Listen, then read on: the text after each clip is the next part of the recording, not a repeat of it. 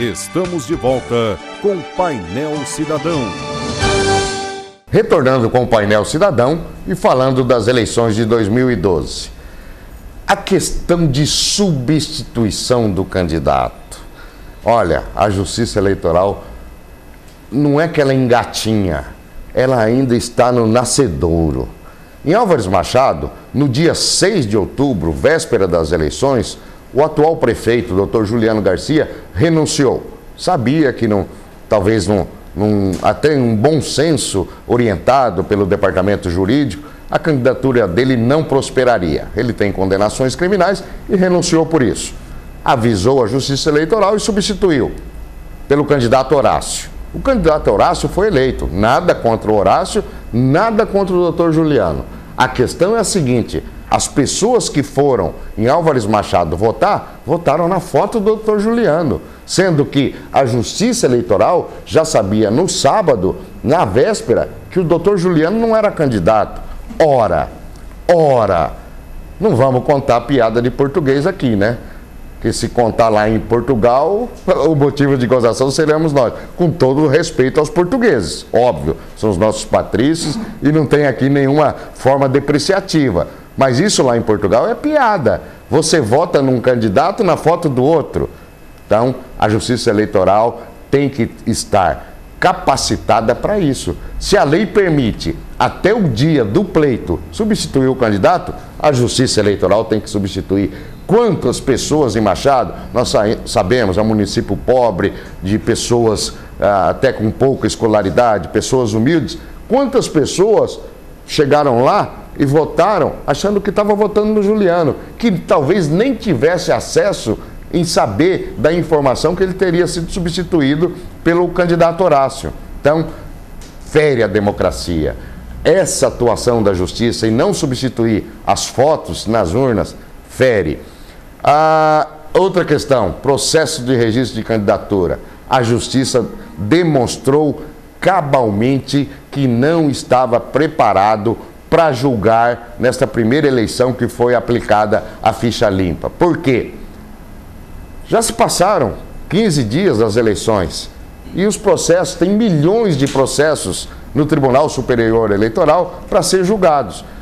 Nas cidades, a Justiça deu o veredito. O Tribunal Regional em São Paulo também julgou uma boa quantidade de processos, não todos, mas o Tribunal Superior Eleitoral, que é a última palavra, não julgou. E aí se permitiu, como em Presidente Prudente, um candidato fazer campanha, usar dos veículos de comunicação próprios para dizer que era ficha limpa, quando na verdade todas as pessoas ou as pessoas que acompanham a questão jurídica sabia que o candidato de Presidente Prudente sequer possuía filiação partidária um ano antes das eleições.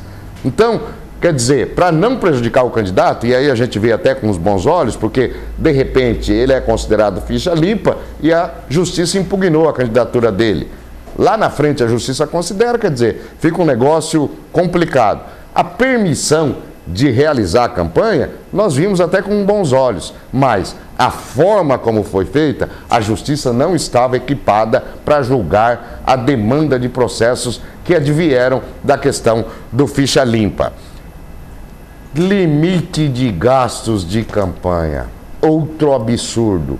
Todos vocês podem entrar no site do TRE, não existe um vereador que declarou que iria gastar menos do que 100 mil reais na campanha. Ótimo, você coloca lá 100 mil reais, você não pode gastar um centavo a mais. Ok, desse lado, tudo bem. Mas, gente, muitos candidatos de bairros pobres, onde é que esses candidatos vão arrumar 100 mil reais para gastar num pleito?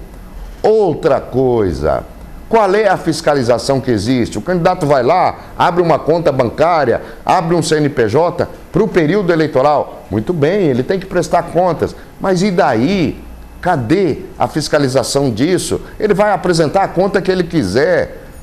Infelizmente, apesar de nós termos evoluído muito, a nossa legislação eleitoral ainda deixa muito a desejar.